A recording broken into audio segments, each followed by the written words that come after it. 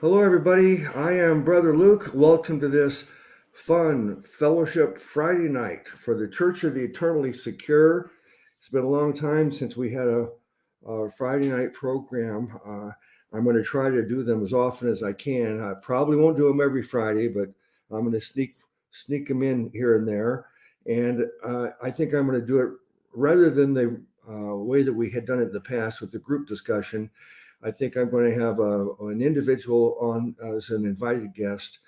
And tonight, we're very, very blessed to have as our invited guest here to talk about some of his subjects that are passionate for him. He's quite eager to talk about these subjects. We have Brother NORI Davis. So, NORI, say hi and maybe give a little brief introduction to anybody who might not have met you yet. How's it going? I'm NORI Davis. That's my YouTube channel also, but I have different videos about different subjects and music, and I lead worship at our church on Sundays, and that's pretty much me. Either work or church is most of my time, so that's how I manage to stay out of trouble. Well, you work, church, or family. With you have a large family there, so I'm sure that's an important part that takes a lot of your time too. Yeah, well, that's the substitute for sleep right there. So there's no sleep; it's just work, church, and family. Yeah. All right, guys. Well, I'm looking at the live stream, and it looks good too. So I'll turn that off. No need to check it again. But so it looks like we've got faith, hope, and love. The first one in here tonight in the chat room to say hi. So welcome. We ought to have a prize for the first person to join the chat room each night.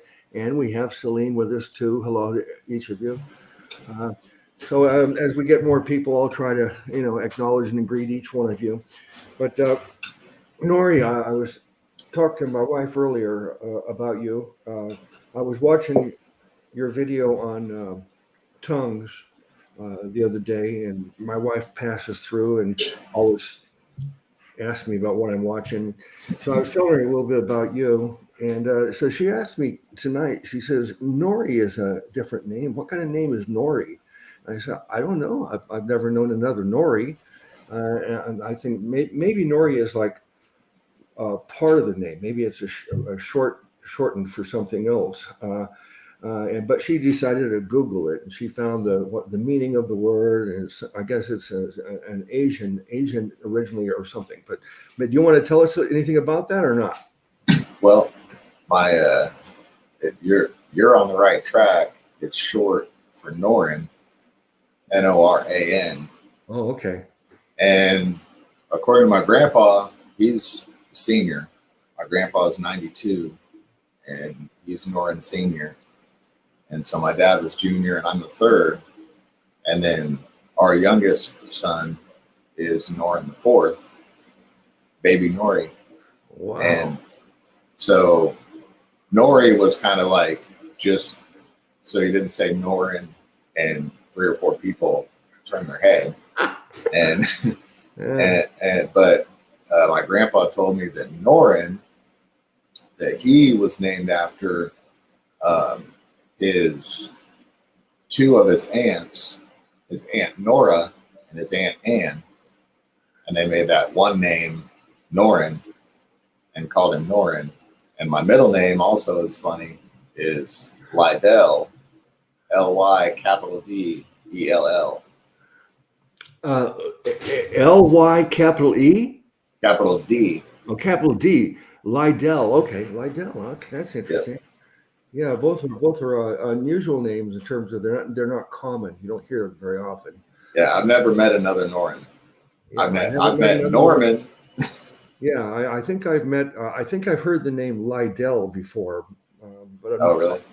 I think it does sound like a name I've heard before, but I can't remember who it was. It was named Lydell. Okay, we got Richard Lefebvre there. Welcome. All right, now I try to make these programs as interactive as we can. So in the chat room, we want you to engage in the conversation.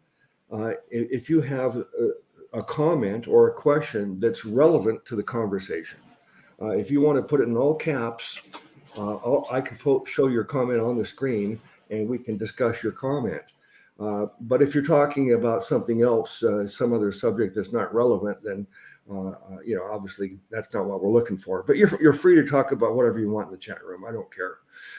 All right. Okay, Brother Nori, when we were discussing us having a talk together, I said, what kind of subjects are you interested in? Would you like to talk about? And you chose, basically, I think you said sanctity of life. And of course, I guess there's two legs to that. There's the abortion question and then the euthanasia question. And then after I saw your video on cloven tongues, I was so impressed with that. I have my own thoughts and position and conclusions on the subject, but I did learn a lot from your video, and I feel that it was very helpful. So I thought we could also bring that into the discussion tonight. So Yeah, for sure. Where would you like to begin, Nori? So yeah, I thought the sanctity of life would be fitting because of the timing. Yeah. Because the 49th anniversary of Roe versus Wade is coming up, and there's actually several states, including Texas, where I live, and even more so Mississippi, that are starting to push back. And the Supreme Court didn't really challenge it when they tried to sue Texas and sue Mississippi for their laws protecting Americans that are not born. And it's, for the first time in 49 years, looks like there's a real chance that Roe versus Wade could potentially be overturned. And it's important because I don't think a lot of people realize that the whole basis of Roe versus Wade that they use in order to get the Supreme Court to pass that was the 14th Amendment. They said everyone has the right to life, liberty, and the pursuit of happiness. So that's why a woman should be able to murder her baby. And it's kind of ironic because you use the very amendment that proves that every human being has the right just to their life in order to justify taking another human being's life. It doesn't really it doesn't add up. It's cognitive dissonance. And so I thought it would be a nice subject to touch on, to just kind of, remind us, because I don't think, we in America, well, really it could be anywhere, but we don't really, I don't think we don't like to think about those kind of things anyways, because of how horrific it is. We try to separate ourselves, especially in movies.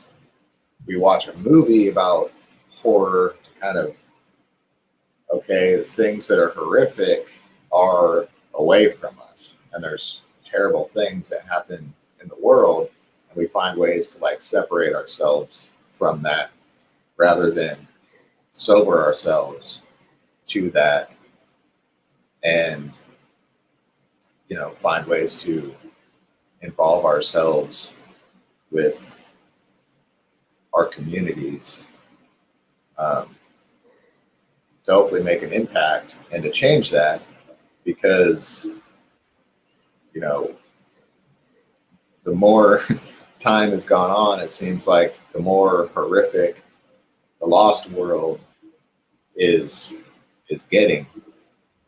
Even, I'm sure, I mean, you're a perfect testament to this because you were alive 50 years ago. I wasn't alive 50 years ago, but you were alive 50 years ago. And even 50 years ago, I mean, Roe versus Wade is the 49th anniversary. But even 50, 55 years ago, non-believing people thought that it would be heinous to murder your own child. They thought that that would be like crazy. Like they would have never thought that our country would have even supported something like that. So, you know, even 50 years ago, atheists would have said, "Oh no, why would you kill your own baby? That's crazy." And so, getting, you know, it's good to remind ourselves of the depths of depravity that the world is going into, so we can try to at least mitigate that and make an impact against it, because it seems like there's a lot of even Christians today that have looser morals than atheists did 50, 75, 100 years ago. So I don't know, I would be interested to hear your input on that, since I wasn't alive 50 years ago. Mm-hmm. If, Well, yeah, I was born in 1950, and Roe v. was what? It was 1970? What was it, 71 or 71. 71? You know, in 71 at that time, first of all, I wasn't a Christian at that time, and I was in college, and I was living a typical non-Christian college, heathen lifestyle of, fraternities and parties. And I did get married though, pretty young in college, my first marriage. But still, my life, the way I lived my life, and my philosophy and everything was completely different than it is today. But I really wasn't even paying attention to the subject, the only thing at that time that I probably thought about it was that it's pretty much well, not maybe not 1971. It took a little longer after that before everybody started just thinking of it, or not everybody, but myself and most people I knew. Eventually, it reached the point where we thought that this was just another form of birth control. That if your regular birth control practices failed, then well, you could use that as your next step or final step to control it. And that's really the way I viewed it. Of course, but then many years later, let's move up to 1979. In 1979, I was living with my present wife. I was still not a Christian, but I was living with my present wife. We were living in Hawaii at the time, and we were living together, and you know, having sexual relations. It was not a platonic roommate situation. She was my girlfriend. We never discussed marriage. Never had any plans for the future. And then all of a sudden, she tells me that she's pregnant, and I didn't really know what to say about it. But we both kind of, I guess, we came to the conclusion that, well, let's get an abortion, because we never talked about marriage. We didn't have any plans for it. So I guess her viewpoint on it was about the same as mine at the time, that if your birth control fails, then an abortion is the next thing. So we opened up the phone book in Hawaii and looked up abortion and scheduled an appointment, went in there to get an abortion. They put us in a room and asked us to watch a movie, and the movie showed what abortions really were. And when I saw that, even without any Christian faith influencing me, just as a human being, I was so shocked, and my position was completely reversed. And it turns out the Lord, we maybe we would have gone to a different number in the phone book and gone to an actual abortion clinic, but we had somehow chosen really an anti-abortion clinic. And the purpose is there to get you in, show you this, and convince you to not have an abortion. So, and it worked. We decided to not have an abortion, and that led to our marriage. And now, let me see, 40, 42 years later, we're married, and our son's, he'll be 42 in a few days. And our son, of course, I think my wife and I agree, he's the greatest blessing of our life. And so that's my own experience with it. And of course, I had to change my view about abortion when I understood what it was really was doing. And then as a believer, of course, I have other reasons that I hate abortion. I do have a playlist. Some people get tired of me saying this, but every subject that comes up, I always say I have a playlist on that. So you can go watch my playlist on abortion, and I have a video kind of giving the same recount of what I just told you. But also, there's about a half dozen other videos of it's put up by the Catholic Church, but it's they're showing you exactly what the various types of abortions actually are. And if I believe that if most people actually understood what abortions actually are, that they would be so appalled and sickened at the thought of it that would probably change everybody's mind. So, I mean, if nothing else, if abortions were legal, but they were required to watch something like that, some people would probably change their mind as my mind was changed. So that's my experience with it, and there's probably many other people that have similar kind of experiences. Yeah, I'm sure of that, and I think that's there's still places actually that do that today, like different pregnancy assistance centers, where I think a lot of people end up going there by accident the same way. Like they think that it's like a Planned Parenthood or something, and that they can do that there. Because there was a lady that was just at our church last Sunday that works with one of those types of pregnancy assistance centers. And she was talking about that.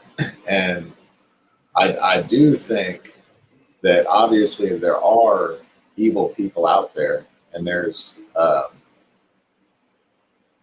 especially among the doctors that perform it, that I mean, they are evil. They know exactly what they're doing. They see it firsthand. But I think, it'd be my inference. It's not something that I know, but just from my experience talking to other people, that a lot of people do follow through with that procedure in ignorance. They believe this lie that it's when we do this, it's only a little clump of cells. You can't even tell what it is, and it's not even human yet, and so on and so forth, and all the basically the lies that they tell to which is what they had to do. They had to lie to women in order to convince them, because just the natural. Even a woman that doesn't want children has a natural motherly instinct to protect her children. And so, you have to masculinize women, you have to deceive them and get them to believe a lie about what their child is. And I would say that most people that have had an abortion don't know that you could tell that it was a human being when they did it, that it had arms, that it had legs, that that you could tell what it was, that it wasn't just a clump of cells. And in fact, the doctor ripped its arms off and its legs off and its head off to get it out of there. And if they, you know, I would agree that if people actually seen that, that even people that weren't believers would, you know, not want anything to do with that and see how horrific it is. But I just sent you a short video of, I don't know if you've ever seen it, but the short video is about the moment of conception and actually looking under a microscope at human eggs at the moment that they're fertilized. There's a bright flash of light as soon as, at the moment of conception, when sperm fertilizes the egg, there's a flash of light in the egg that emanates from the egg. It's just a quick burst of light, and it's basically science proving what the Bible says when it says, "In him is life, and the life is the light of men. He is the true light that lighteth every man that cometh into the world." And it's not a coincidence that at the moment of conception, the egg has a burst of light whenever it's fertilized. That is amazing. I've seen, not that, but I've seen other things that are just as astounding as that. There's the videos I mentioned earlier that I have on my playlist. They show you, based upon how far along the pregnancy is, they determine the method that they need to use for the abortion. But regardless of what the method is, and regardless of what stage the development is, it's a horrible thing. If the baby was actually taken outside of the womb, and that same procedure was done on the baby, and everybody could witness it outside of the womb, instead of it being hidden inside the womb, any person would have to say, this is such an evil, sadistic. What's a word that's beyond sadistic? Whatever it is, give me a word that's even worse than sadistic. I mean, if you go to the Spanish Inquisition period, and you study that, and you see what Torquemada, the chief inquisitor in charge of torturing people and making them denounce their faith, and the most insane, evil tortures. If you read Fox's Book of Martyrs, I hope everybody has read that. There's a graphic account of all these things that were done to people, these horrible tortures. And some of the things, when you learn that what was done, it makes you wonder, how is it possible for any person to even dream up such an evil, cruel thing to do to another person? But what they're doing to the unborn baby is just as vicious and horrible as anything that was ever done in the Inquisition periods. But I do think a lot of people's minds would be changed if they actually knew what was actually being done. And you mentioned that the arms, the legs are torn apart. Well, I don't know how graphic we need to get now, but I think if someone will go to my playlist and watch the videos, they don't really show you an actual baby being aborted. There is one video where you actually, it's a video actually, the audio part of it, where you hear the doctor and the nurses and everybody talking their conversation as the abortion is going on, and that's pretty sickening too, to hear the attitude that they have as they're doing it. But the actual techniques of how it's done, we don't have any videos showing that, because it would be too much to look at. It would be just too horrible to witness. But they do have models and descriptions that they can show you, like doing it on a doll. So I do think that would change a lot of minds if they understood, and that's what really changed my mind initially. Now, here's a question for you, brother.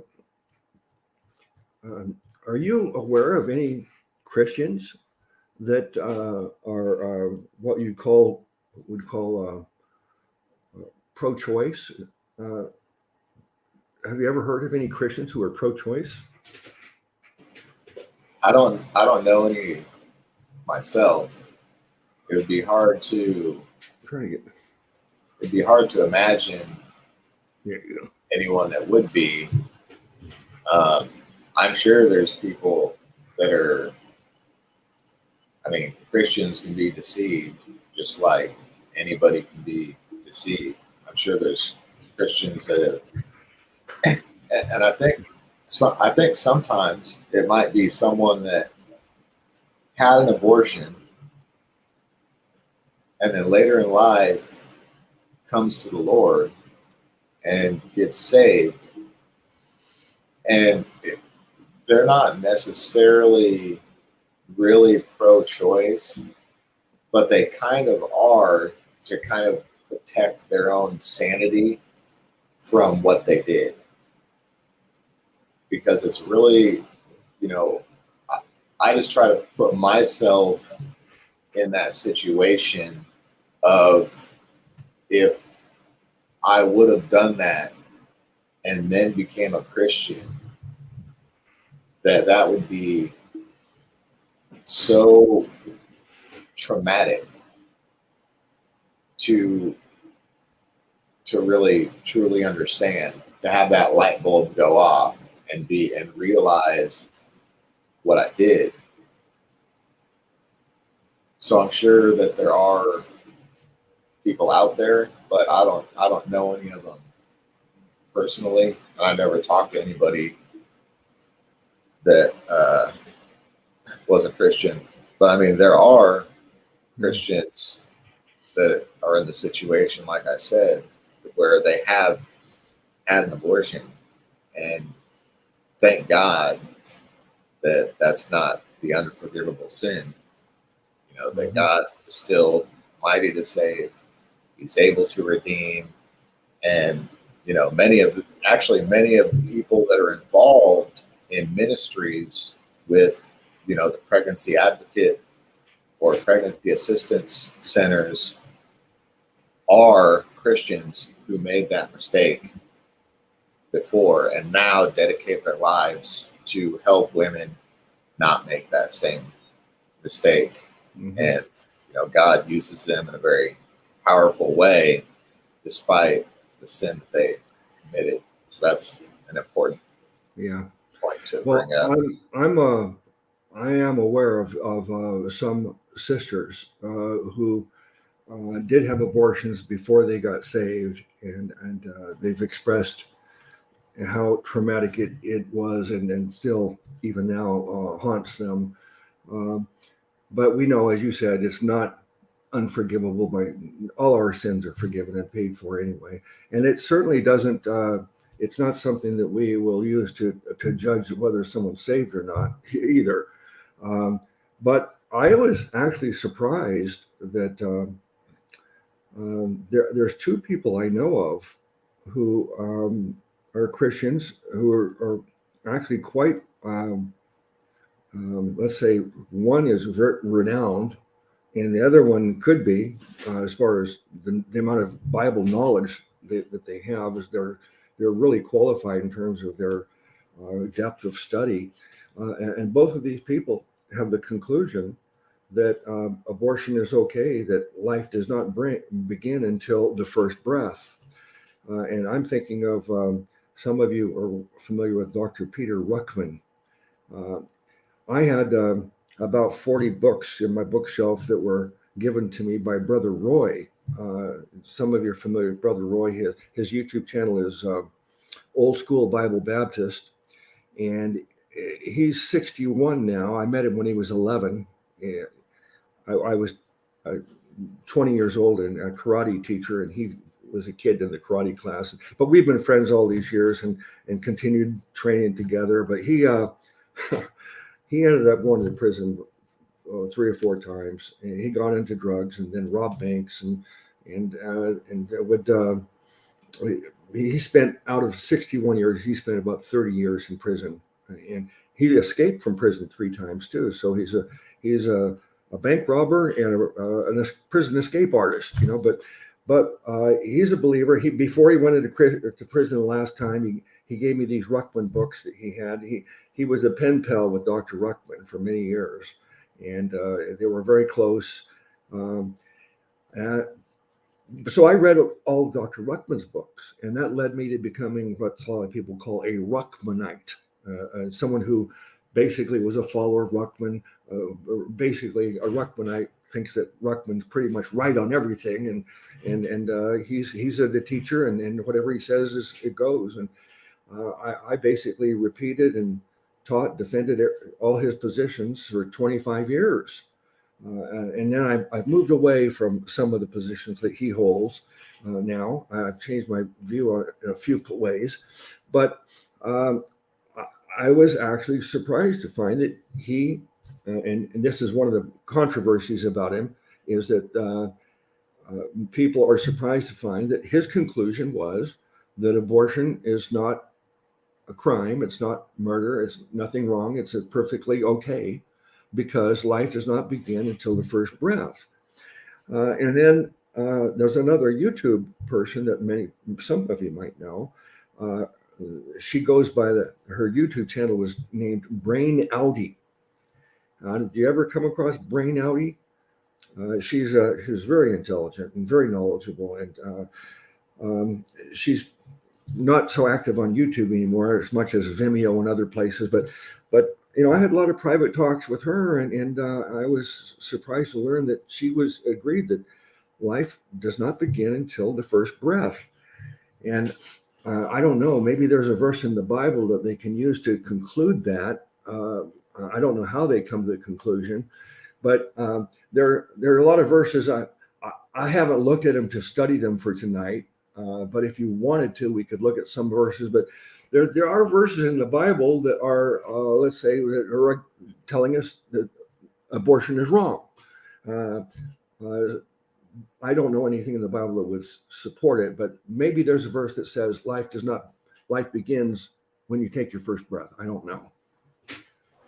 They get it, yeah. Because now that you had said that, I remember Peter Ruckman and his view on it. And it's because in Genesis, when God created Adam, it says he breathed into his nostrils and he became a living soul. So then they conclude, well, you're not a living soul until you breathe, which, you know, you got to use scripture to interpret scripture. And that's a very important process of Bible study. And I think that's one that they just missed the mark on, because the Bible says that the life thereof is in the blood. So your life is in your blood. The reason that Adam became a living soul when he breathed is because oxygen went to his blood and into the rest of his body. You know, so if you have blood in your body, you're a living soul, is what my conclusion would be. In, you know, and I might be wrong about the situation with Adam. God might not have meant that literally. Well, he wasn't, you know, a person until I breathed into his nostrils. I think that's kind of like a stretch that I wouldn't go to. Like, it wasn't that there was air in his lungs that made him a human being. He was a human being, obviously, you know, when God made him. Yeah. I think that if I was put on the spot and told to come up with a verse to support that position, that's probably the same verse I would use too, when God breathed the breath of life into them and they became a living soul. But I don't think that's enough to come to that conclusion. See, my main rule about Bible interpretation and formulating a doctrine is that I can't make anything a doctrine unless the Bible says it explicitly. If it's let's say alluding to something, or it's ambiguous, or you can, let's say that this is something that Brother Matthias used to do a lot, that I always had to bring up as an issue. I said, Matthias, where does it say that? And he didn't have a verse that explicitly states his position, but what he was doing is kind of connecting the dots and surmising. Now, that doesn't mean that, here's a verse and here's a verse and her verse. None of the verses really say what my conclusion is. But when you connect the dots together, this is why I've come to that conclusion. Well, that's fine. And you know what? A person may have come to the right conclusion using that method, but they may be wrong because it's not so clear. So I'm not going to take a position unless it's absolutely clear. To me, it seems obvious that it's alive. The unborn baby is alive, and when you stop it from being alive, you've killed it. That should be quite obvious. But now, just you brought up the subject initially, saying that because today is an anniversary of Roe versus Wade, as much as you can conclude that I'm against abortion, I've come to the conclusion that even if abortions were completely illegal with the law, we're going to continue having abortions because women will always find a way of getting abortions if they want one bad enough. They'll either go to a different state or a different country or do something that, the old ways that are that they even the Bible. This verse right here, I did find this verse. Let me read this. Let me see if it. This is Numbers 5:27 and 28. It says, "If she has made herself impure and been unfaithful to her husband, this will be the result when she is made to drink the water that brings a curse and causes bitter suffering. It will enter her, her abdomen will swell, and her womb will miscarry, and she will become a curse.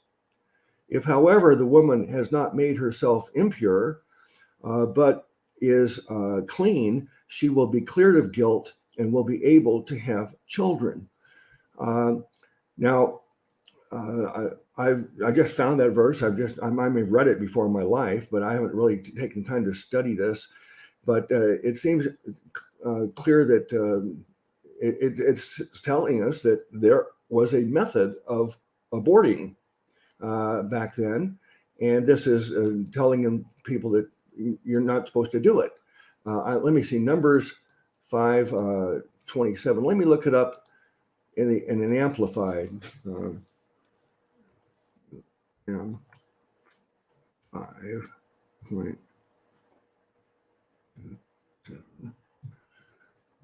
Okay, I'm going to read it in the Amplified because sometimes it's a little bit easier for me to understand it. It says, "When he has made her drink the water, then it shall come about that if she has defiled herself and has been unfaithful to her husband, the cursed water will go into her and cause bitterness and cause her abdomen to swell and her thigh to waste away, and the woman will become a curse among her people."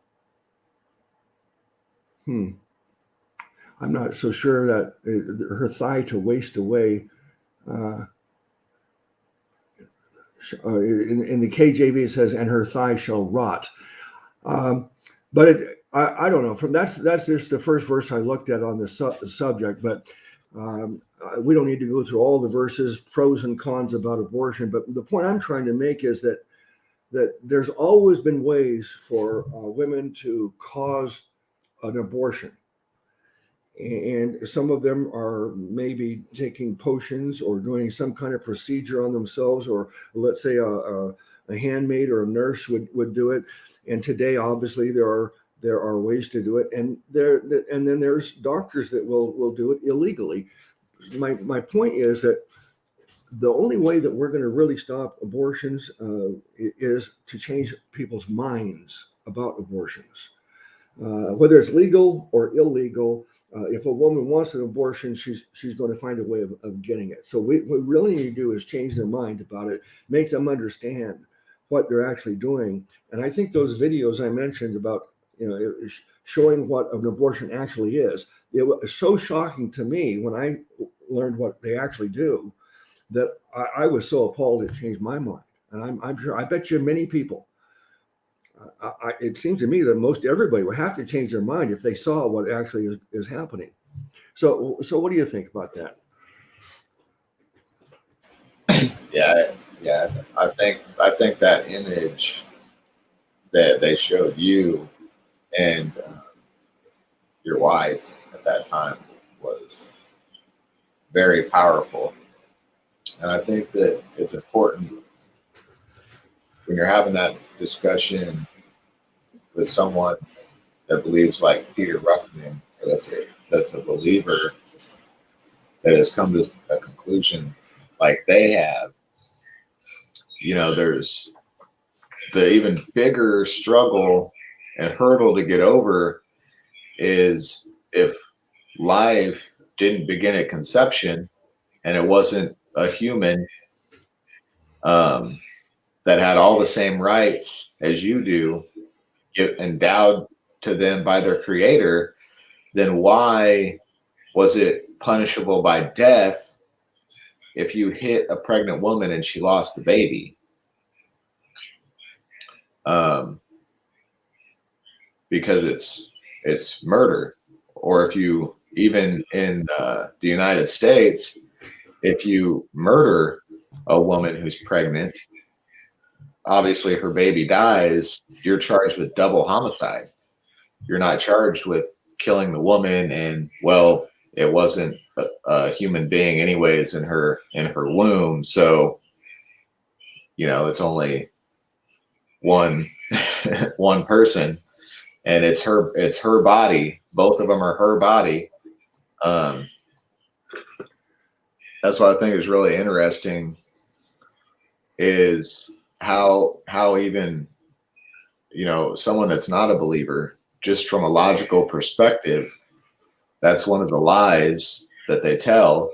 Well, it's her body, so it's her choice, when it's not her body.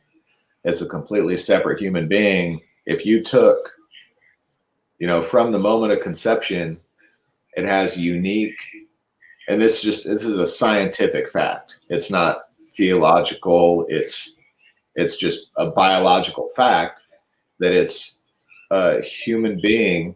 It only has the potential to become a human being because it has human DNA, and that DNA is completely unique from the mother, which is why there's biological barriers that protect the mother from the baby and protect the baby from the mother, because they can't be mixing blood or anything like that, because if the baby's blood or baby's tissues get into the mother's system, that's going to cause a very big problem, and it's going to be a very dramatic biological response. Mm-hmm.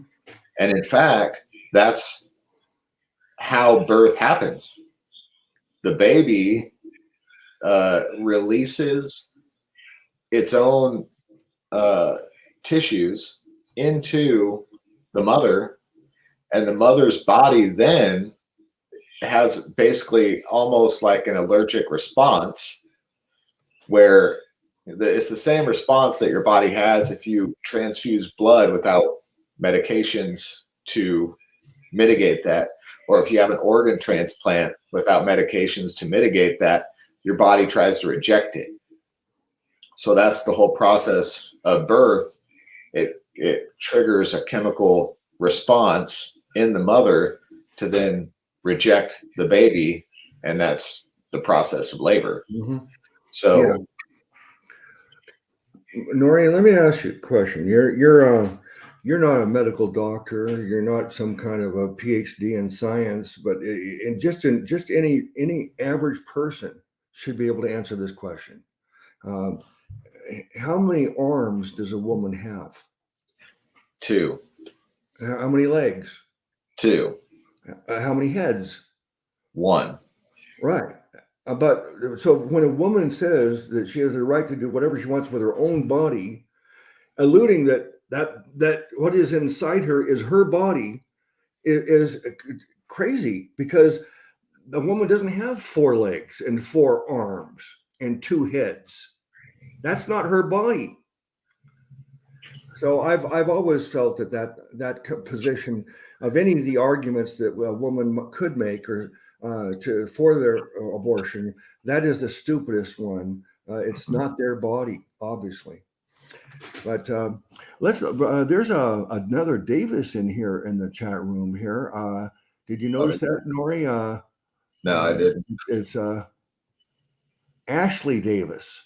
You know Ashley Davis? Oh, that's my wife's name. I don't know if it's the same. Maybe it's your wife. Your wife's in the chat room. Oh, yeah, she is. Yeah. Okay.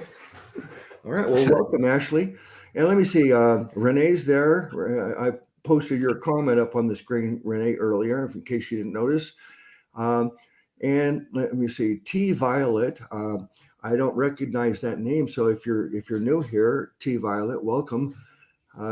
We have a C.E.S, Church of the Eternally Secure. We have 2 regularly scheduled programs each week: a Sunday church service and a Wednesday night Bible study. And so I invite you, if you're new here, to join us for those programs. And now I'm going to do a Friday night program occasionally, probably not every Friday, but I'm glad you're here. I hope you enjoy your time with us, and maybe you'll want to keep coming. Let me see if there's anybody else that looks new. Hi, Kitty Grace. And all right, if I've missed anybody, I'm sorry. I like to give a greeting to anybody that's new. Okay, Nori, we got 2 other subjects to go to discuss. So, what do you want? Ready to move on, or is there anything else that you need to talk about this? No, yeah, we can. There's. I mean, you could kind of go on and on about any of them. So, anytime's as good as the next. Go ahead on to the next subject. Okay. Well, you initially said, let's talk about the sanctity of life. And there's these 2 aspects to the question. And one, of course, is the unborn, and then the aged. Or you could even say the sick. If a person is very, very sick, let's say they have a terminal illness, or they're just gotten very old, and the quality of life is degraded so badly that some people, there are actually some political views that feel that the cost of healthcare to someone when they only have maybe a couple of years to live left at the most, and they're going to die anyway, and the huge amount of medical expenses that has to be incurred for that, it's not worth it. And so maybe we should give them a pill and end their life and save a lot of money and all that. I certainly wouldn't think that that's a justifiable reason for euthanasia. But I will say that as I've gotten older and I've gone through all kinds of health problems, I mean, I've had to have brain surgery, heart surgery, 3 back surgeries, and I have chronic pain all the time. And most of my friends who are around my age, we spend half of our time comparing notes about doctor's appointments and various ailments that we're dealing with.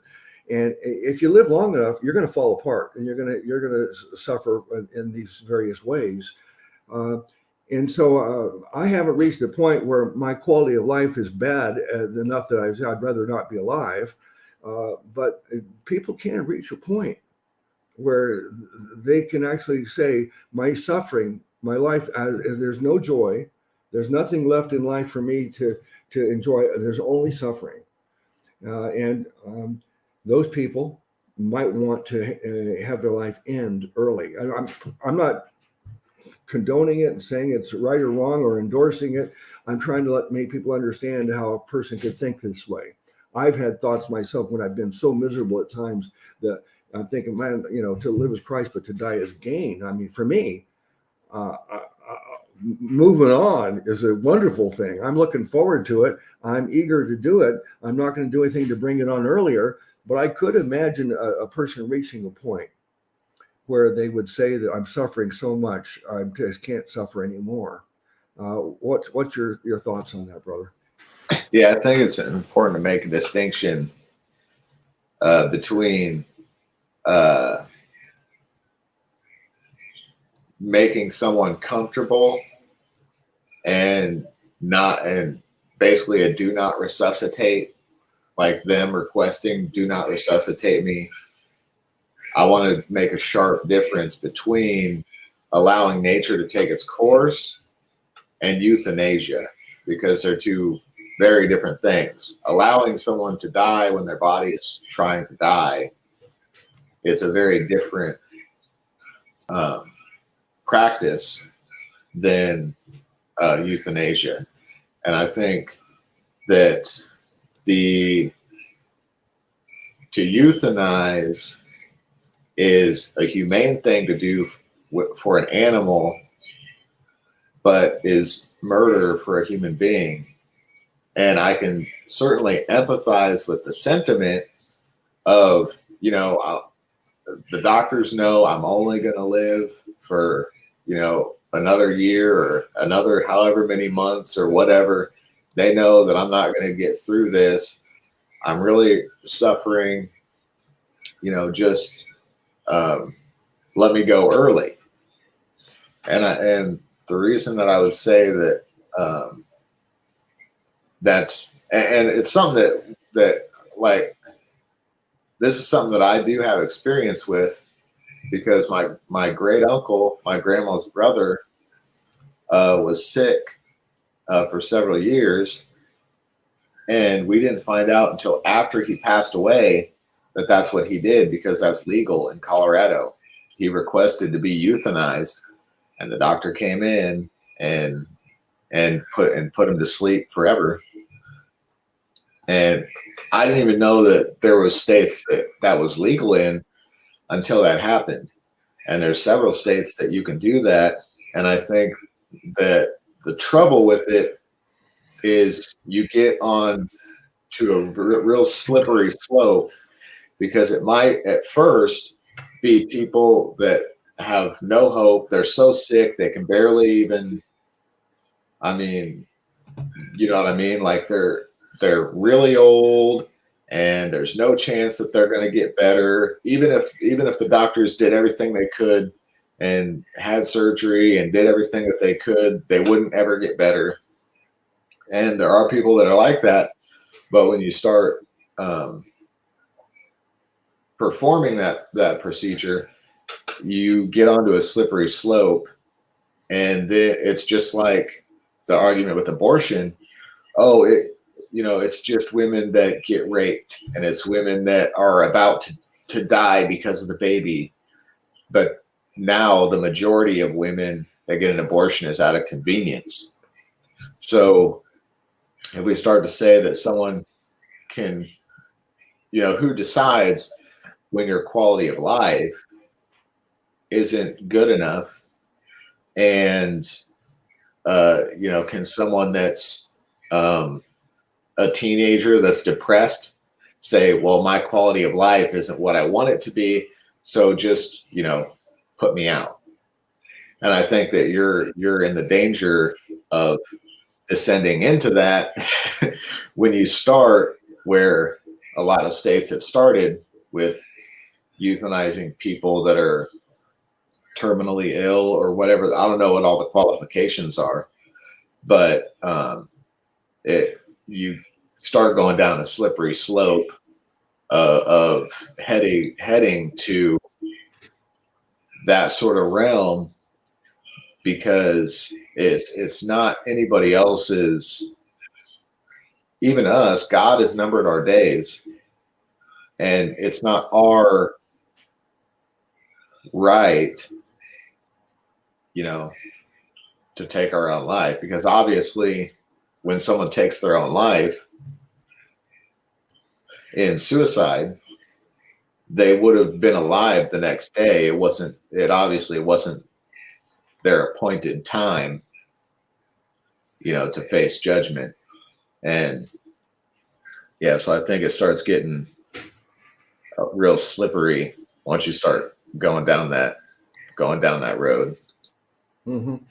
Well, Renee had a comment. Let me post it up here again. It's terrible suffering. Chronic pain is a tough thing. I've been suicidal, but I think God will use it to inspire others. So I found a way to go on out of love, obligation to others. I've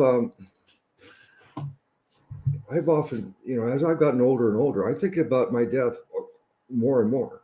I don't know if it's abnormal or not, but I confess my imminent death. Maybe I'll live a year or 10 more years. I'm 71 and I have some issues, but maybe I'll live another 10 years or more. I don't know. But as we get older, we know that, like, when you look at an hourglass, you tip it over and the sand is coming out slowly. But when it starts getting near the end, you notice that sand's really pouring out fast now. And I feel that myself and others my age, we've discussed these things, and it does seem like these final years are zooming right past us. And this is why I believe that a lot of people, as they get older, this is an ideal time for them to hear the gospel, because they know that death is imminent now. And that's maybe they finally reach the point where they say, whoa, I'm faced with this. I need answers. I need to know what happens after I die. I want to know, what was the purpose of life anyway.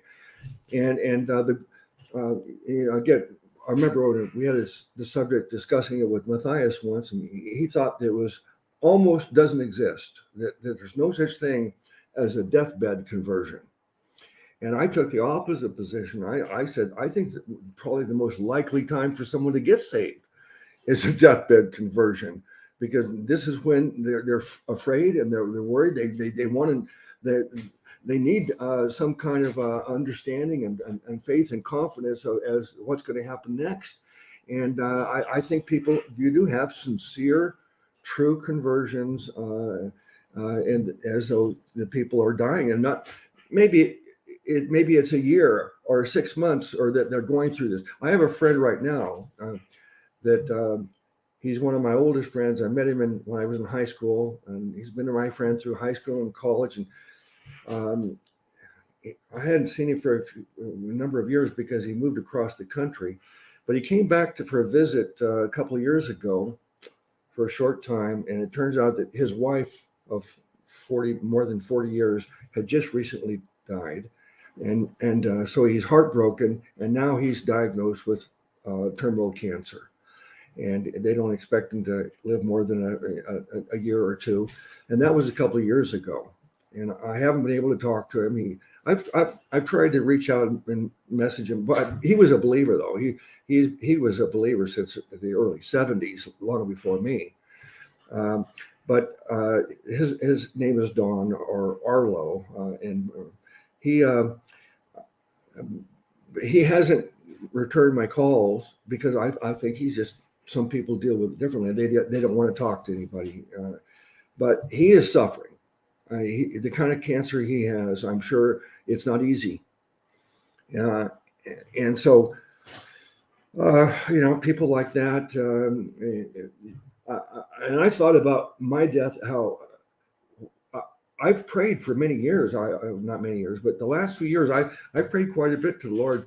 Lord, let me die peacefully in my sleep.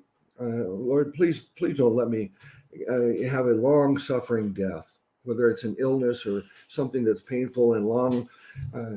Just please give me a peaceful death. But then I'm conflicted, because that's kind of selfish in a way. Renee was making the point, and this is the way I've also thought about it, is that if a person does die and it takes a long time, one, you have plenty of time to say your goodbyes, and you won't have any regrets if you failed to tell somebody something that they needed to hear. But also, anybody can praise Jesus when everything's great. Boy, that's the most natural thing in the world. When you're so blessed, everything is wonderful. Well, yeah, we're all praising the Lord, but when we're praising the Lord as we're suffering and the most extreme hardship we're going through, and we can still have this joy, that is the greatest testimony that others will ever hear. And this is where the reason the church boomed the first century is because of the persecution. People are singing hymns as lions are tearing them apart in the Colosseums. And when people witnessed that, this caused the greatest growth in the early church. And so for me to want to have a peaceful death, to die peacefully in my sleep, that would be nice for me. But look at the opportunity to witness to people. If people can see your faith is not shaken, even though you are suffering. So, I mean, all these things are things that we can consider in this question. But, I had to, when my dad was dying, there was a DNR. Someone asked, what's a DNR? It's a do not resuscitate. In other words, machines can be used to keep a person's heart pumping. And even though maybe their brain is not even functioning anymore, but their heart keeps pumping. So now they're basically brain dead. But there are various conditions where machines can keep you somewhat alive, but you're not really alive and aware. And so to pull the plug, as they would say, and many people, I have on my will and my final instructions, do not resuscitate me. I don't want machines keeping my body functioning. If I've reached that point, just let me move on. And that's what you were saying, is continuing to keep people alive when it's time for them to die. That's not what we're talking about. We're talking about people. What I would find the most fault in is either family or people or governments deciding that a person is everybody's better off if they were just let them die because it's too expensive or it's inconvenient to keep them alive. That's the distinction I would make. Right. Yeah, and that's definitely evil. I can empathize with someone suffering, and there's examples of people in the Bible that were enduring suffering, and they were like, Lord, just even people that were just upset about their situation, like Jonah, God, just let me die right now. And I can empathize with a human having that sentiment, and then ultimately not, coming to their senses, but like a mandate, like a government mandate or a doctor directed decision based on money, which is entirely possible, and that is the way that they think, because the reason that I got out of working in the medical field, because I have a degree in medical science, and I started working in the medical field before I started working in manufacturing. I seen it every day how so I had patients that were on warfarin or Coumadin, that's a blood thinner, and you have to constantly monitor, weekly, at least, sometimes daily, their Coumadin levels, because they can rapidly change. You constantly have to change. Like they take different milligrams on different days. Like they're not taking, okay, take this many milligrams this time of day. It's okay, take 5 milligrams here for this many times, and then this many times take 7.5, then take this much, and then take this much. So it's something that's very delicate, because one mistake and not monitoring it means that person can either bleed out and have internal bleeding because their blood gets so thin that it starts leaking through their vessels and into their body, or they can have strokes, blood clots in other places. It's very, very dangerous to not constantly monitor it. And we had patients where they were saying the people at the front desk didn't know why these people were here for an appointment. They just know that they were told, if this person owes a balance, then send them to the financial office instead of checking them in. And if they can't pay their bill, then they'll just get sent home. And I caused a big fuss about that. And because I was expecting the reason I found out about it, I was expecting a patient, and I seen them, and then I seen them like walking away like they were going somewhere else. And I stepped out of the door and I like called them, and they explained to me that they had told them, go to the financial office to make a payment arrangement, and if you can't pay anything today, then you have to go home. Mm-hmm. And I said, no, I'm going to check your Coumadin level, and whether they like it or not, because I'm not going to be responsible. That's on my conscience. If you go home and you die because I didn't check this level and adjust your medication level, that's on my conscience. I'm not going to allow it. I'm going to check your level and then just go home.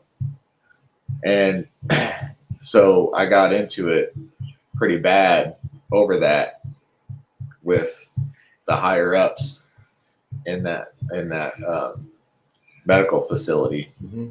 and ultimately left. I rebuked them. I said, this is wrong. It's evil. These people have sending them home can kill them very easily. And I'm not okay with that. I'm not on board with it. I'm not going to violate my conscience by going along with it. And that's the sad thing about medicine today, is instead of having a heart to help people, many people, maybe a majority, have seen a piece of paper that says, here's all the things that you can do for a job when you grow up. Oh, here's a doctor. Here's how much money they make. That's what I want to do. And they don't go into that field because they care about science, because they care about medicine, because they care about helping human beings, but because they want to make a lot of money. And that's why the medical industry has become something very different than what it started out as, which, a doctor used to have just the same average life that everybody else had. And they just helped people. That was their job. They would take eggs, they would take wheat, they would take goods for their services, and they were good with that. They lived in a regular house like everybody else did. But then somewhere along the line, they got this idea, oh, what's the strongest will that human beings have? Their directive to live. Mm-hmm. So let's exploit that. Let's manipulate that, and let's exploit them, because would you sell one of your eyes for $10 million? No, you wouldn't. So how much more do you value your life? We can charge them whatever we want to, because people want to live, and so we can exploit that. Mm-hmm. And that's why the medical system is what it is today, because they're splitting people's basic will to live. and it's evil. Well, now I realize that I really have to apologize to you and repent when I said earlier that you're an average person, not a scientist or, medical professional. So you have much more No, that's fine. higher credentials than I gave you credit for. Now, um, there's various ways around the world where healthcare is provided in countries, and there's a great debate in America today about healthcare and what's the best way of doing it. Um, much of my life I've been employed, and the employer has provided some healthcare. Sometimes I've been self-employed and either had to provide my own or be without. Um, and as you get older, when you're older or poor enough, if you're poor enough, then you have the government providing Medicaid, which is, and then if you're old enough, like me, or 65, you get the government providing Medicare. And they're both government provided healthcare plans. Medicare for me has worked beautifully. And I've had, as I said, when I was buying my own insurance versus getting the Medicare, Medicare is just as good or better than any other insurance I've ever had. So it's worked very, very well. But the problem is the old people and the poor people and the rich people, they're in good shape. But the people who are not rich or poor or old, that there's a large amount of our population that they either have to provide their own insurance or pay for their own bills unless they have an employer that will provide it. And so we have a lot of people who don't have regular health care. And I believe that we should have health care for everybody. But one of the potential problems is the idea that we have to manage the costs so that they have, the concern is what they call rationing healthcare. And there's only so much money to go around, so you have to ration it. And that means that someone who's old, and let's say you're not expected to live more than another year, why should they spend, let's say, $100,000 or $200,000 on a procedure when this person is probably going to be dying in a few months or a year anyway? So they have to make decisions to rationing it out, to trying to make the money stretch. So you're presented with all these kinds of dilemmas and those kinds of problems. But I think your point about people going into that profession, what's their motivation? I believe there are probably a lot of doctors that are in it for the money, because a doctor can make hundreds of thousands, if not millions of dollars annually. But the nurses, they're not getting rich being nurses. And as I said, I've had all kinds of hospitalizations and surgeries and stuff over the last 10 or 15 years. And so I've had a lot of experience, and the doctors and the hospitals and the nurses, everybody, my experience has been fantastic. I've been so thankful. And also my experiences in the hospitals have given me an empathy that I never had before. Because I've seen so many other people in the hospital suffering from various things.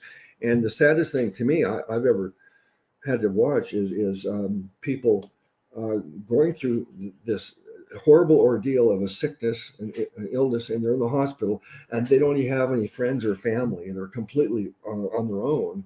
That's heartbreaking. But I've been really quite happy with the healthcare I've gotten. And there are a lot of people who are in it for the right reason, Nori. But the doctors, these are the ones that are just questionable. Are they in it for the money, or did they get in because they have virtue? That is a good point. And it was, so actually I met my the pastor at our church because he was a patient of the doctor that I worked for, and I drew his blood. when I first started working there and was talking to him about what he did and so on. And then I started going to his church. And so there was a lot of other people at our church that I had worked with that also came to the same doctor. And that is one thing that was, I obviously explained to them why I got out of it. And I was, in a way, exhorted, saying, well, but if everyone that's like you leaves, then only the evil people are left. Mm-hmm. And it was a good point. It was a really good point. And but you made a good point about the nurses. I think there's a lot less evil nurses than there are evil doctors. And a good nurse can definitely keep a bad doctor in check, because they're the ones, especially in the hospital, that are consistently working with the patients and doing all the hands-on stuff and actually caring for the patients versus just, there's nurses, most people, like you said, don't, understand what all goes into the medical thing. But most of the time, a doctor is prescribing what the nurse says that the person needs. So it's not like a doctor is every time coming in there and saying, well, I'm going to prescribe this and I'm going to prescribe this. A lot of the time it's the nurse saying they need this, and the doctor approves of it and just puts his signature on it. And it's, by all technicality, the nurse that decided that that's the medication to give the patient. And, so that is a good point. And I think that's the one thing that is saving the system. Yes, the evil of the system has made it so outrageously expensive, but many of the people that you're actually dealing with as a patient are in it for the right reasons. Because you're right, no one's becoming a millionaire by being a nurse. Most people that are nurses become a nurse because they actually care about people and they love people. And that would be the same for nurse practitioners, because a nurse practitioner has all the same, accolades that a doctor does. They can prescribe medications. Mm-hmm. They can do all that. And you have to be a nurse for so many years to become a nurse practitioner, when I think there's more nurse practitioners that are honorable than there are doctors, because of the fact that they didn't go into it being wanting to be a nurse practitioner. They just had so much experience mm-hmm. and then they had an opportunity, and they took the opportunity. Right. So I've had a lot of nurse practitioners to deal with because initially you see the specialist, and after your initial meeting with the specialist, all the follow-up meetings are usually with the nurse practitioner. And I think their qualifications and the job they've done has been fantastic. Some people can report bad experiences, but yeah, there are some. But for the overall, it's very good. All right.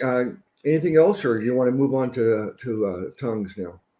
I think a good thing to kind of conclude the sanctity of life would be just a little bit about marriage in general. Because that's kind of part of it also. The marriage union is what creates life to begin with. And you've been, how many years have you been married? 42. So there's a lot of wisdom on marriage that can be given in 42 years of experience. But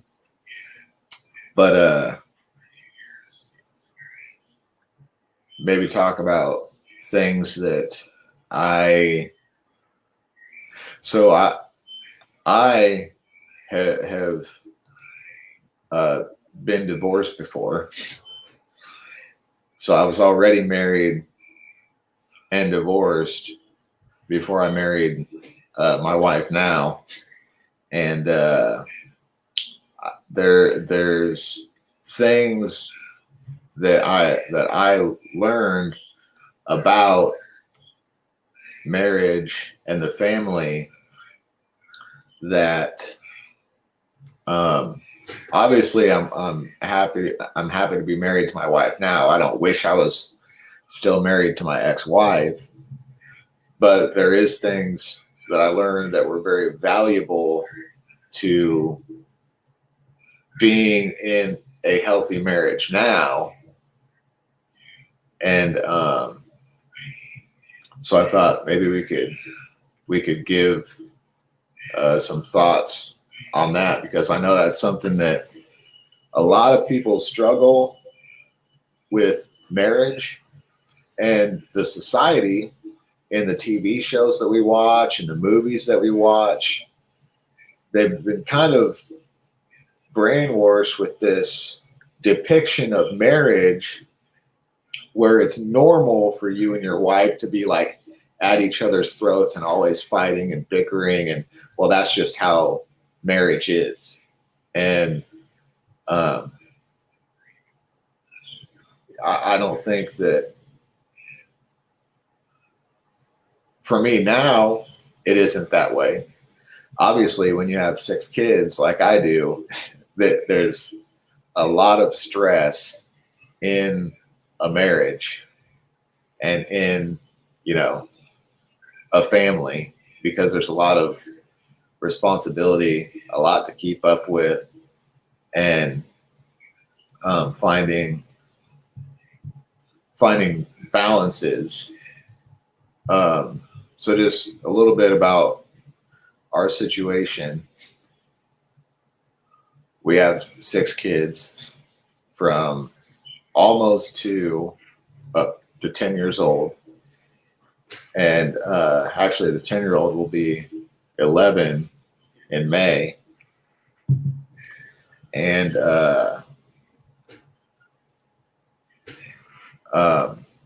I work, and I'm fortunate enough to make enough money for my wife to stay home, and we homeschool.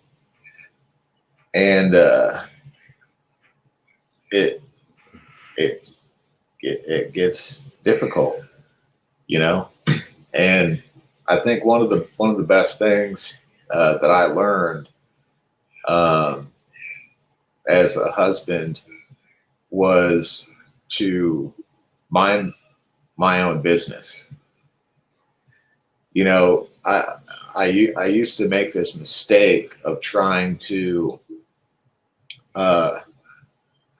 have control over what I thought was my wife's job to do, versus just focusing on what I'm supposed to do, and realizing that I'm not doing my job perfectly.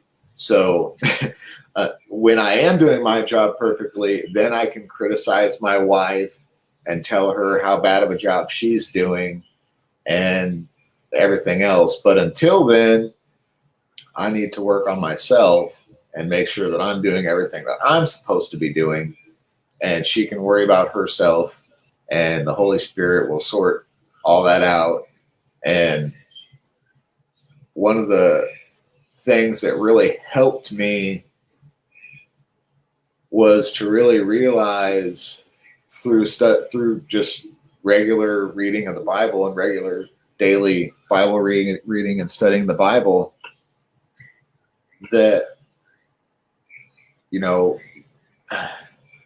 it's not. I think people have a lot of people, especially young couples, and young men especially have this view that, well, God created Adam and then he made Eve to do all this stuff for Adam. But it says that God made a help meet for him. So that gives me the impression that if your wife is your helper, everything is your responsibility. So if you come home and the dishes aren't done, it's your fault. And when Eve sinned, when Eve ate the tree, we learn in the New Testament that God blamed Adam, that it was his responsibility. That, we know that Eve was the first one that ate the apple, but the Bible says by one man sin entered into the world, and death by sin, that it was Adam's fault, that the weight was put on him. So he created Eve to help him with all the things that were his responsibility to do. So everything is his responsibility, and whatever she does is just one less thing that he has to do, that he's responsible for it. So when I started kind of seeing it that way, I started to get a lot less upset that my wife wasn't doing something that I thought that was her responsibility to do. Once I started seeing it in a way that is more honest and more biblical, that everything is my responsibility, and if it's not done, it's my fault that it's not done. It's not her fault that it's not done. She's supposed to help me. And whatever she does is helpful. And, you stop kind of thinking about the things that she didn't do once you realize that it was your responsibility to do it in the first place. And that's why it's not done. Well, that's I'm going to say unique concept that you've given us. And I'm saying unique because I've never heard anybody express it that way. I think it's beautiful, and I think there's a lot of wisdom in that.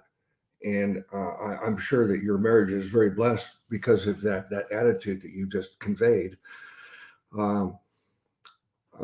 There's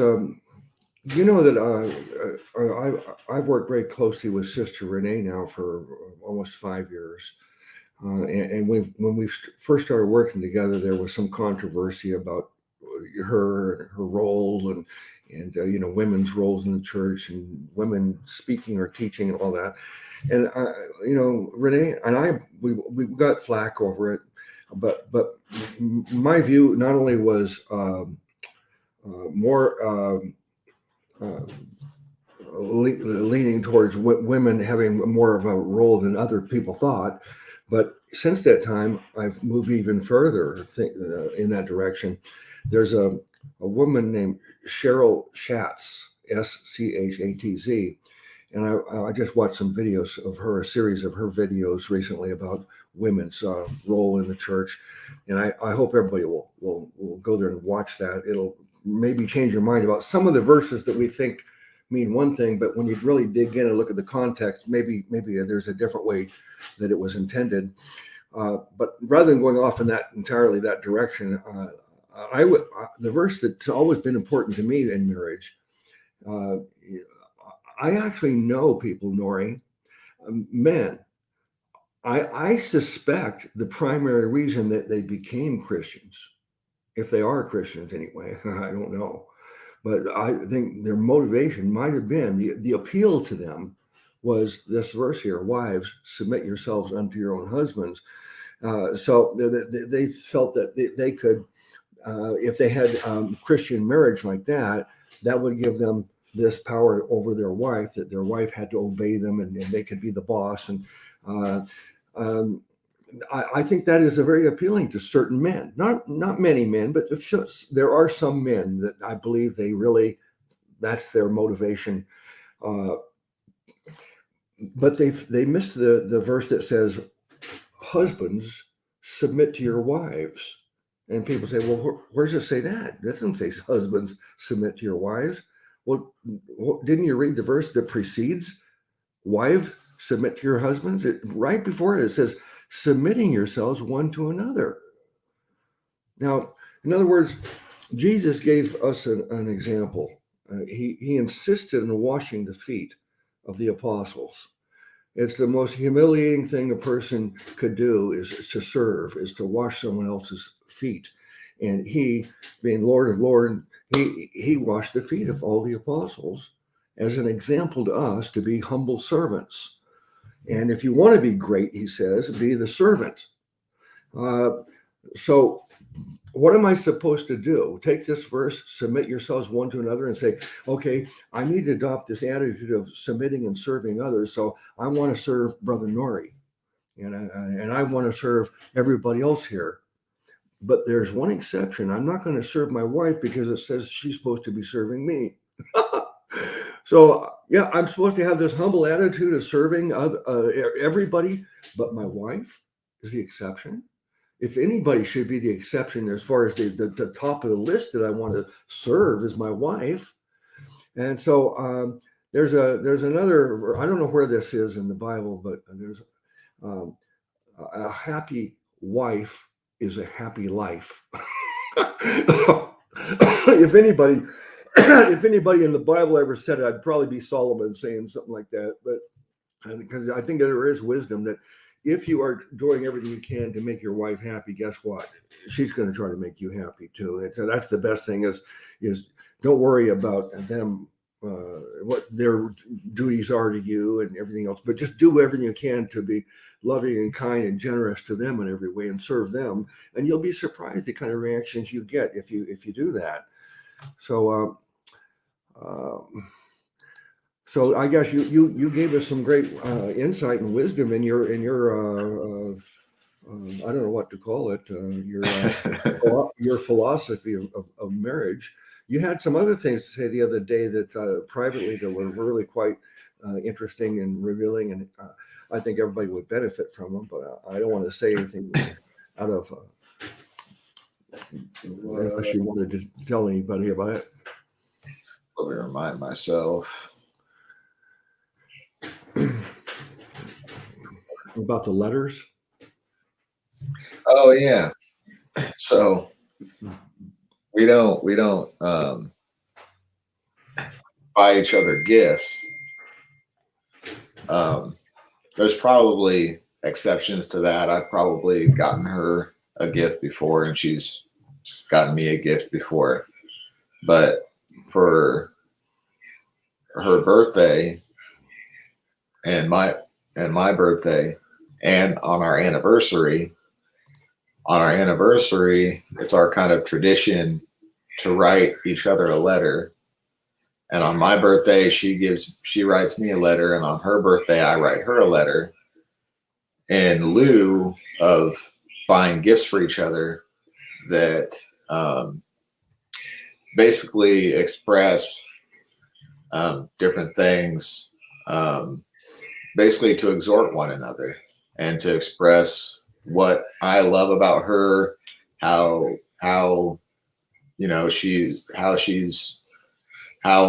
things about her that I'm grateful for, things about her that I admire, things about her that I've seen God do through her, and different things like that. And then we have a box that we keep those letters in, and it's a helpful, it's just been a big blessing. And I think that it's made our relationship more helpful because, daily you should be finding ways to help one another and work together and build each other up. But just to have a consistent, time, that, okay, this is her birthday, throughout that time, you're kind of looking for different positive things in your spouse. Oh, I'm going to make a mental note of that. I'm going to bring that up in my letter. And it's been a good practice, at least for us, and I think that probably for other people it would too, because I think probably it's happened to me before in my first marriage. I'm sure it happens to a lot of people that you get into this mindset where your default is bitterness, and you become bitter, and you start instead of finding ways to exhort your spouse, you find reasons to criticize them. And I think I think that's a human, in a lot of ways, that's something that we struggle with just as human beings, with everybody. It's harder for us as humans to find positive things about people than it is negative. Because think about what it takes. Yes. I'm just remembering conversations that I have with people that I try to witness to, and it seems like every time it's, well, at least I've never killed somebody, at least I've never done this, at least I've never done this, and they rather than accept who they are, they compare themselves to somebody that's worse, and they criticize somebody else. Their natural response is to criticize somebody else instead of internalize the things about themselves that they need to fix.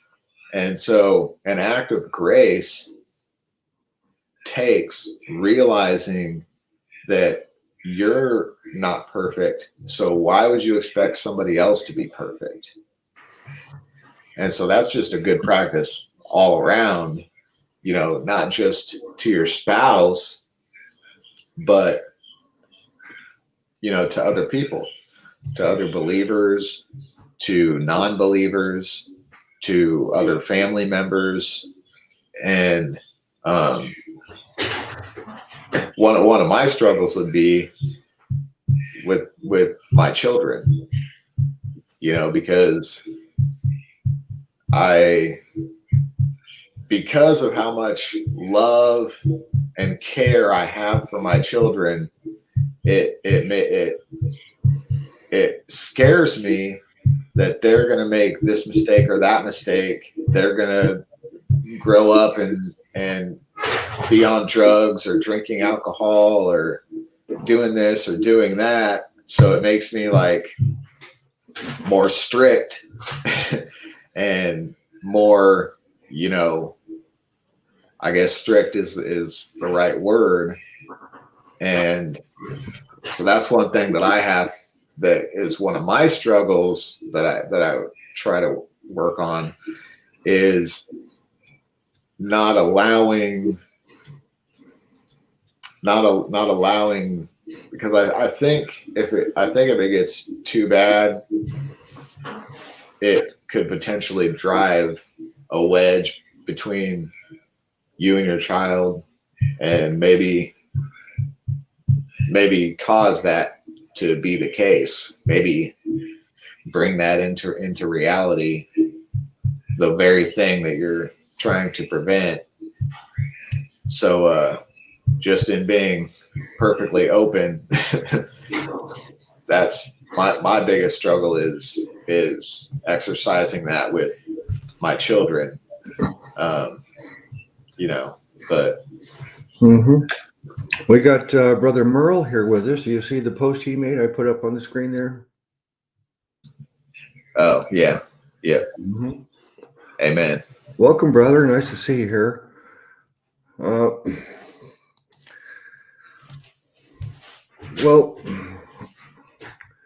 I know that there's a lot of difficult relationships in life, but marriage and parenting, these are two very, very difficult, challenging things in life.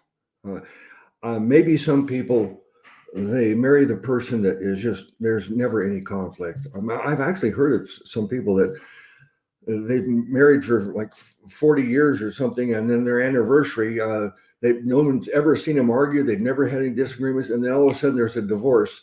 But I don't know. It's weird, but and then there's my wife and I. We spent the first half of our marriage. It's like it was unbelievably how hard it was for us because it was basically just a nightmare. Our relationship was so bad. We were even after I got saved. It did help, but it didn't necessarily solve all of our problems. But eventually, I think the main thing is I grew up and matured enough to really appreciate my wife much more and realize how uh, I should be thankful. Instead, once I started realizing how thankful I should be, then everything changed. Like this attitude that I expressed earlier. Hey, husbands, submit to your wives. When I was actually put that into practice, a lot of things changed. And this part of it also is you get older, you get a little bit worn out, and it's just too tired. You're just tired of fighting. So I'd say the first half of our marriage was very difficult. The last 20 years have been fantastic. It's gotten better and better, and I'm just so blessed and happy that we both hung in there together, in spite of how difficult it was. But our parenting is, I think that we both were just excellent parents. Our son is just, I couldn't be happier with our son. Everything about him, but it's not easy when you're under the same roof with another person, whether it's a spouse or your children or anything. If you're living under one roof together, close quarters, you're bound to have some issues, and part of it is personalities. Sometimes it's even chemistry. Sometimes it's just the hormones in our body are. Everybody talks about the women's hormones. Well, men have these things going on too. And when you get chemistry and personalities and close quarters together, there can be a lot of issues that are explosive, and it's very challenging. But it's also the most rewarding thing. And getting back to what I said earlier about seeing old people in the hospitals, and they don't have anybody, family or friends visiting them. When I had my family and friends, come into the hospital to see me, and I know that I was loved and people cared about me, that I wasn't on my own. That is so valuable and important. And the people who don't have that, it's heartbreaking. But a lot of people, they too quick to throw in the towel. If people had the difficulties I had early on in the marriage, and most people would have thrown in the towel. It's very quick and easy to get divorces now and marriages, and the commitment to, until death do we part. That's like an ancient thing that's forgotten now. And but if a person can get through that, you might find that, hey, maybe it took 20 years to work out all the bugs, but now you're just so thankful that you did hang in there. Brother, I think that I think it would be wise for us to take the subject of tongues and do that on another time because of the hour, and people back east being close to midnight, and some people are fading on us, I think, as far as the viewers.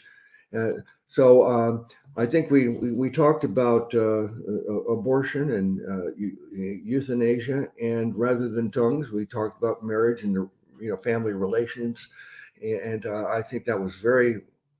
I enjoyed the conversation. I think a lot of people who were in the chat and people who watch this, I think some people there's something to gain from this conversation. So I'd rather than trying to rush through tongues because of the time, I'd rather do that another time when we can take our time on it. You have a lot to say about that. And, yeah, I have a very. How long is that video? Like 2 hours, maybe. I think it's 90 minutes, but I can't remember for sure. I think it's 90 minutes, but But it was really excellent. And so maybe you want to watch it again just to refresh your memory on. Sometimes I have to go back and watch some of my old videos and look at my old notes too. Yeah. But when you're ready to do it again, we can do a program on tongues, or if you want to incorporate tongues along with another topic like we did tonight, we can do that. Um, so let's see if the chat room has any feedback that we should respond to. Some of you have been with us from the beginning, and maybe some of you only caught part of the discussion. But I did post some of your comments up here in the screen, so everybody could see your comment, and so that we could respond to it. But if you have anything about these subjects that we've discussed tonight that you want us to finish on, go ahead and tell us now, and because we want to kind of start summing up our thoughts. I was happy to see your wife in the chat room, Ashley. So Ashley, hi. Maybe I'll get to meet you someday, but I'm glad you're here. And I was Brother Merle, it was great to see him in the chat room too. You're in Nevada, right? Yeah, it's Las Vegas. It's not late for me. I'm just thinking it's late for back east. Renee faded on us, and that usually on our Wednesday night program, but we have to finish it at 11 Eastern time because that's about as late as she can hang in there. Is she on the East Coast? Yeah, she's in Virginia. Oh, okay. I thought she was on the West Coast for some reason. No. Well, she spent years in her younger days in California, Hollywood. Oh, okay. But she grew up. She grew up in Virginia, went to California, and then went back, and she's been living back home where she grew up for a long time now. And you talk about a testimony. We're talking earlier about how when a person is suffering, and they can still have their joy and their testimony, it's more meaningful to people than us being able to praise Jesus when everything is great. But she's gone through an awful lot this last year, especially. Various health problems, but then a fire and losing her home and all of her belongings, and it's one thing after another. I told her, I said, you're not quite at the level of Job's suffering, but you're getting up there close. Yeah. Yeah, that's hard. Why don't you give us any kind of a summary or closing remarks that you have on anything that stands out on those topics tonight? So, I think the world we live in is obviously, we know from the Bible, going to continue, to drift, starting with the marriage, like what you were saying. It's not something that's serious anymore. People don't take it as seriously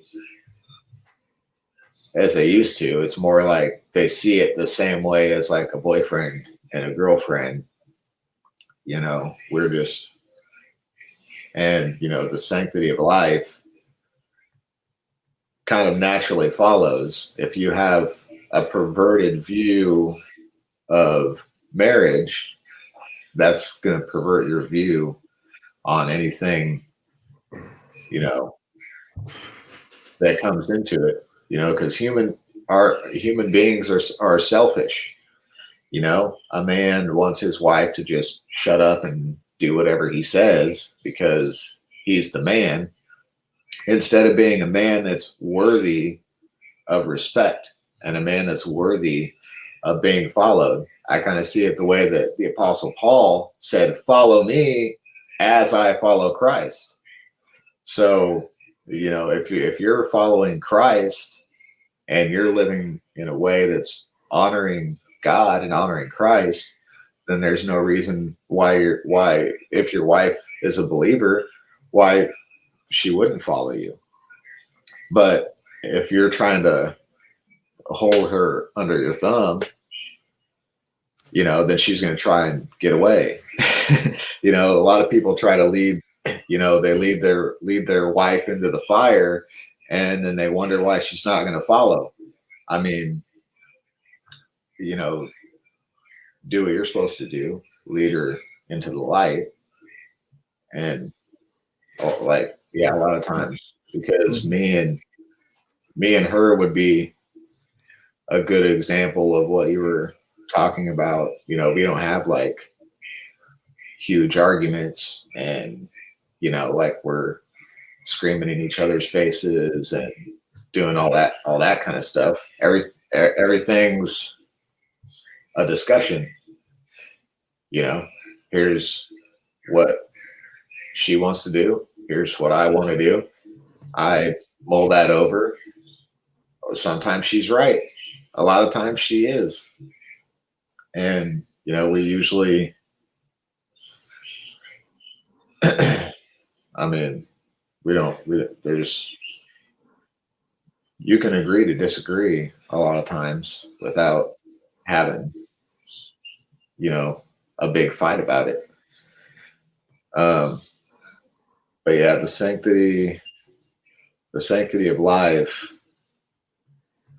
I think, does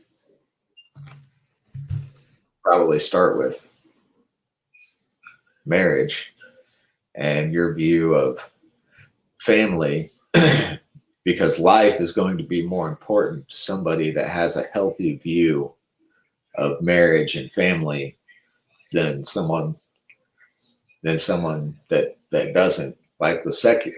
And that's just the way the secular world looks at it. And you have to be understanding of that the secular world sees it, well, this person's going to die anyways, and they're destroying our resources, and there's no heaven and hell, there's no God, so just let them die. And whether it's a baby that's not born yet, or or someone that's sick. But yeah, understanding the value of a human being to the God who created that human being. It's too valuable not to allow him to decide who comes into this world and who goes out of it. He's the only one that has the authority to make that judgment, and whatever he decides is just.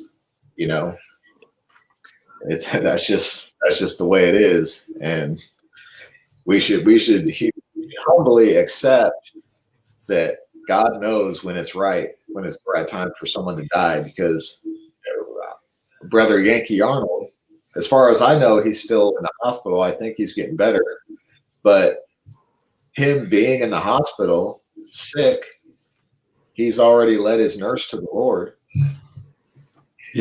Some doctor decided, well, I'm gonna go ahead and put him out of his misery because he's not going to make it. And then but he would have got better. So it's not our judgment call to decide when life ends and when life begins. And we're okay with not deciding when it begins, because we don't have any control over it. But we need to understand it's not our call whether to decide when it ends either. So,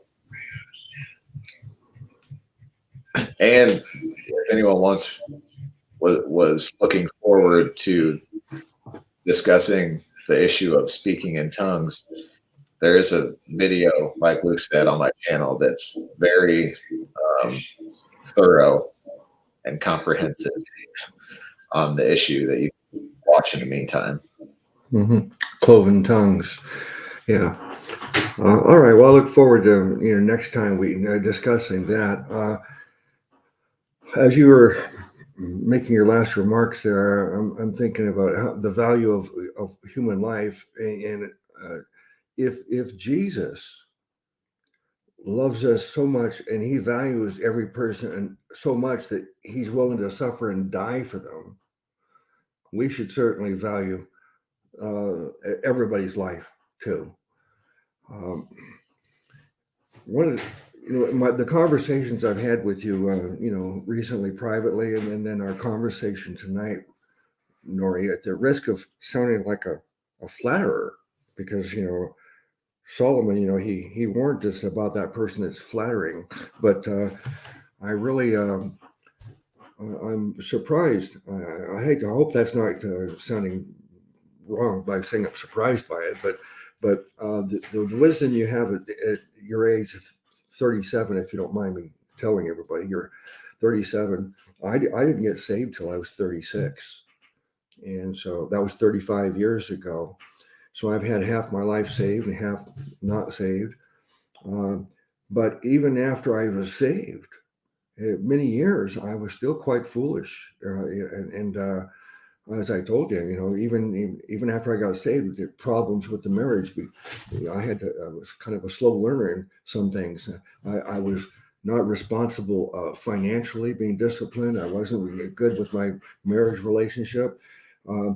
So you're light years beyond me as far as me at age 37 compared to you. You're really like a star. But I'm real happy that I could have this conversation with you, and I'm glad that maybe we can have some more. Yeah, for sure. There was I really appreciate that. Let me see if I'm forgetting anything. Well, I guess this is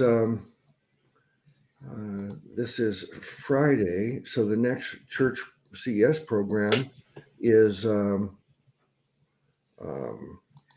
Sunday. Sunday at 5 p.m. Eastern time on the same channel. We have a church program. It's a church service. And I hope if you haven't come to our Sunday church program before, I invite everybody to join us.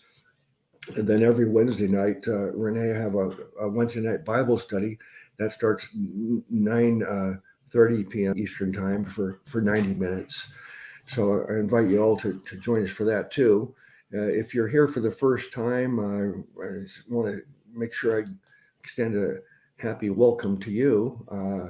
I hope you enjoyed it enough that you want to keep coming back. And I look forward to more conversations with Brother Nori. I'm sure everybody gained a lot. I mean, what you told me the other day about the letters that you and your wife exchange, that was quite amazing to me, and a wonderful idea. And then your philosophy about that everything is really your responsibility, and any help you get from your wife, you should be thankful for instead of expecting.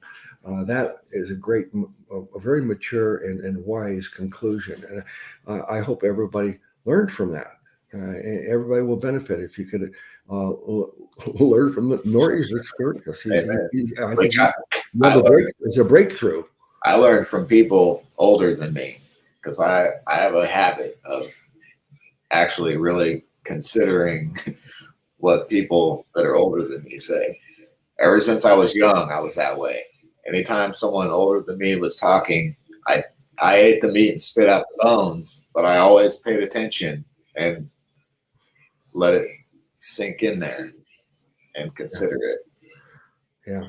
Well, that's wisdom. Proverbs says that a wise man has many counselors, and I do think that in the church, from my experience, one of the biggest mistakes in the church is people being unwilling to listen to others. In James is probably my favorite verse in James is be quick to listen, slow to speak, and slow to anger. Yeah. But unfortunately, from my experience, I've observed that people have it backwards. They're slow to listen, quick to speak, and quick to anger. But if we would spend more time listening to each other, especially when it's hard, when someone says that they disagree with you on some theological point, see this last banner that's floating here: seek truth over orthodoxy. This is something that I encourage everybody. Whatever is the traditional viewpoint, the majority viewpoint, orthodoxy, don't be afraid to hear some position that's not really the norm, and can be willing to hear people out and consider it. Doesn't mean that you have to concede their point. Maybe they're wrong, but Right.